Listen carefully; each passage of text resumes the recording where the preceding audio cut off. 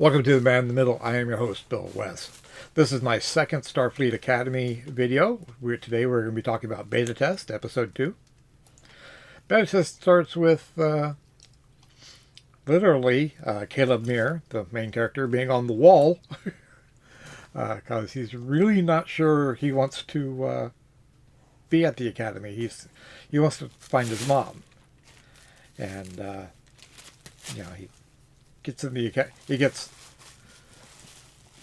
up, he climbs the wall and he's stuck and he's trying to figure out, he's sitting there and he's trying to figure out, does he want to stay, does he want to keep his word, or does he want to go and leave the Academy and go out and start to find his mom?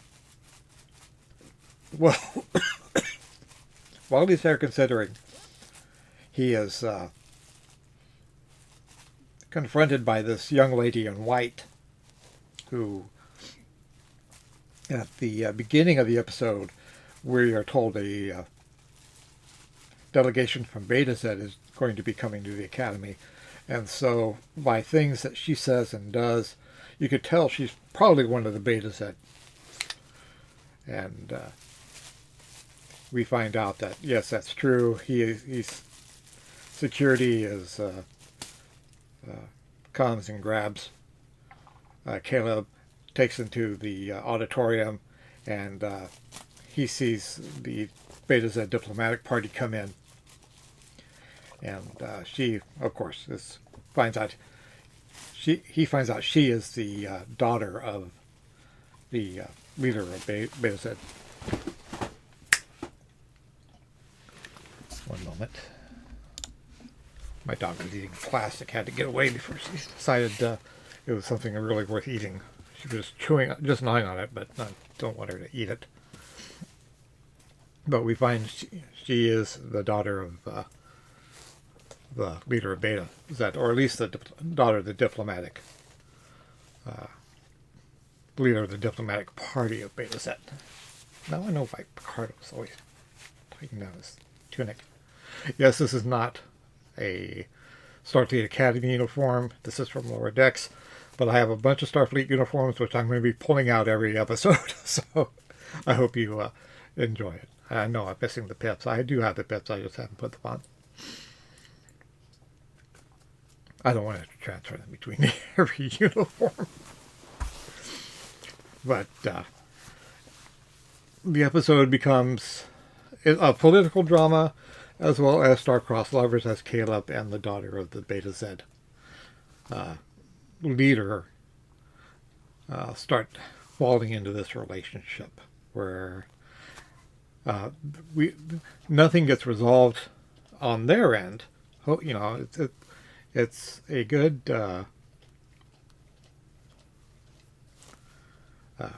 beginning, and as this is only the second episode, that's what we need, is beginnings like this, storylines that will flesh out throughout the season.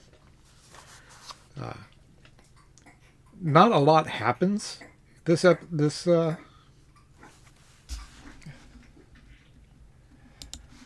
didn't get to the deposit fast enough. I don't know if you heard that. My cat is in the hallway getting sick. It's not a very flashy episode. We don't, there's no combat. But there is a lot of interpersonal drama, which is sometimes where Star Trek excels. I mean, the combat's good. I'm one of my favorite genres, to be honest, is military science fiction, and I love the phasers, the photon torpedoes, the explosions. I love military in space. I love battles in space. It's one of my favorite things. But Star Trek, if written correctly, is really good with the interpersonal stuff. It just depends on the who's writing the episode. And I thought this was a really good. This was a really good. Rocket, move. Rocket, move.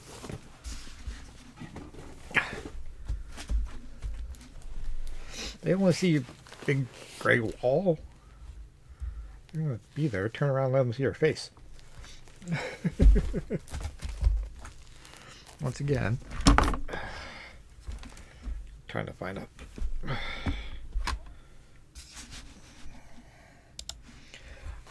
This is not professional whatsoever. I apologize for that. My apologies for that. He just wanted to come in and see things. He's not usually allowed in this one, but I keep the door open right now when I'm recording because no, the dogs bark at the door if I don't.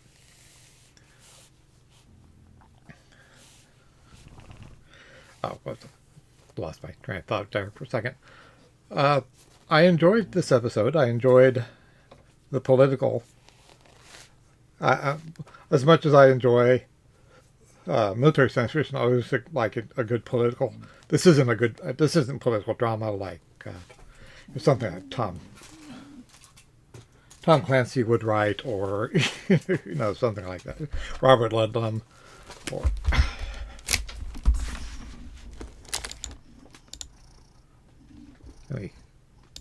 my apologies. He's just too big to be on this desk. He wants to get to the window. There's no safe space for him to get to the window. There's too much stuff on the desk, and I just had to put him out.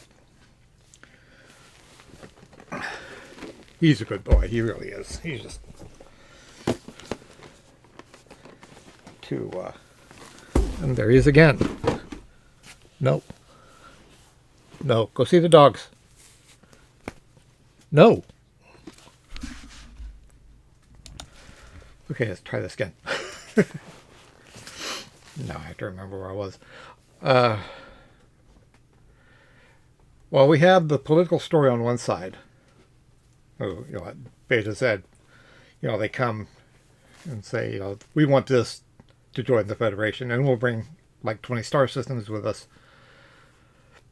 We have the young love building on the B story. Caleb takes the daughter of the Beta Z leader around, shows her some humpback whales. That's for some reason there's a viewing port at the academy where they can see humpback whales. But it's a very cool sequence. Calling back to Star Trek 4, of course. It's also the James T. Kirk promenade or something like that. Social area. That's cool. It's hard to believe that this takes place like 1,000 years past the time of James T. Kirk. But I'm enjoying this. I like the first. I'm getting off. My thoughts are all jumbled now. Having to put the cat out. It's really 2 episodes in.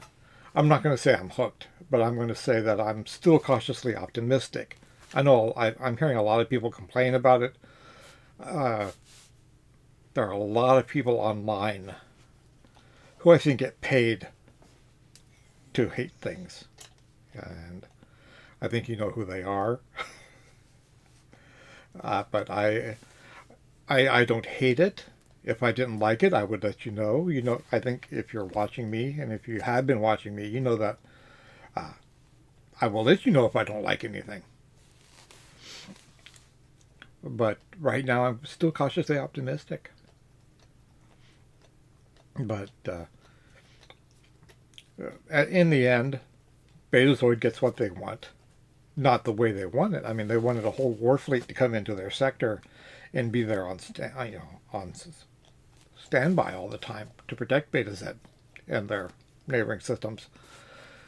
But the fleet admiral says, what we're going to do, if you join the Federation, we will move the capital of the Federation to Beta Z, and you will have that persistent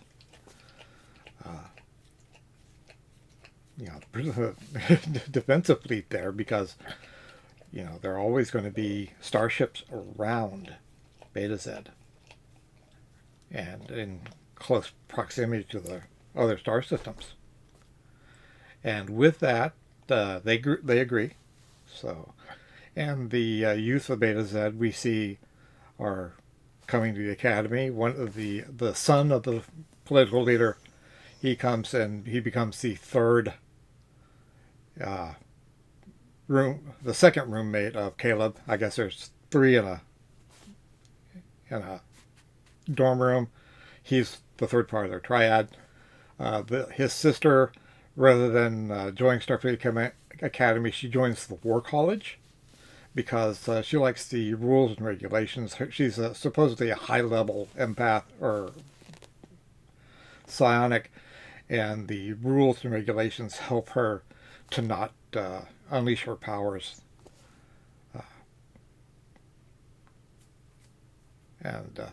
But, you know, there's that possibility that she could show up in any episode. You know, it's right there. It's not, the War College isn't too far from the Starfleet Academy.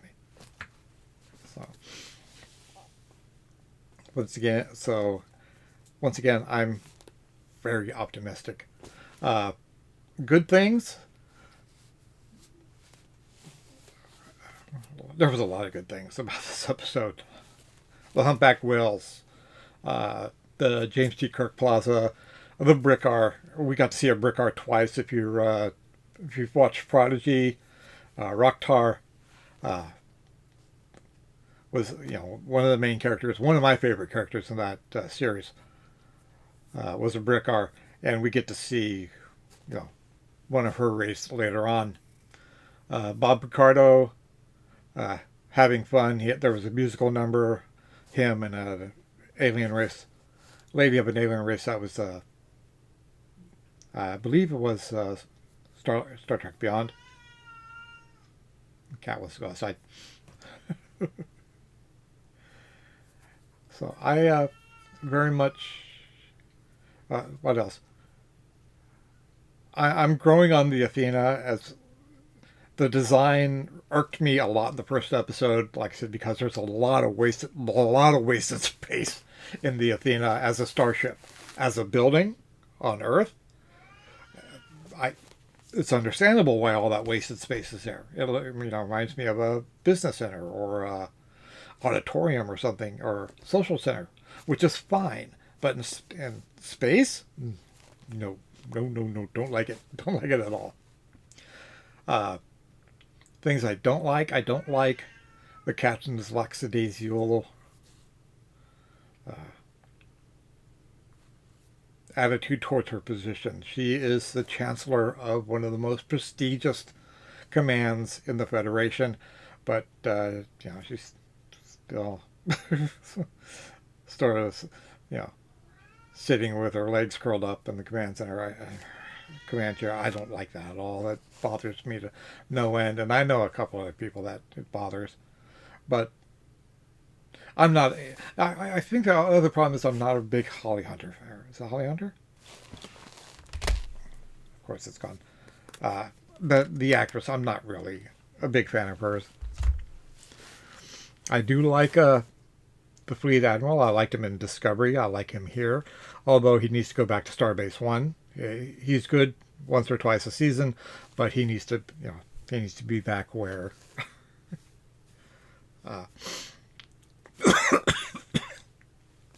he belongs, and he does not belong in Starfleet Academy. The theme seems to be forgettable. It's not something that immediately reached out and grabbed me, as I still can't remember it. Maybe as it gets better, but we'll see. I think that's it. I think I've rambled on long enough and dealt with the cats, and I think that's it for now. Looking forward to episode 3. Don't know what the title is, but my review for episode 3 will be up much quicker than my review than episode 2. Hopefully the day after it comes out. I was with my wife all weekend, and I didn't get a chance to record until now. I am Bill West. I'm the man in the middle. Hope you enjoyed this video. If you did, please give me a thumbs up. Drop a comment down below. Subscribe to the channel if you haven't already. And I'll talk to you again soon. You guys take care.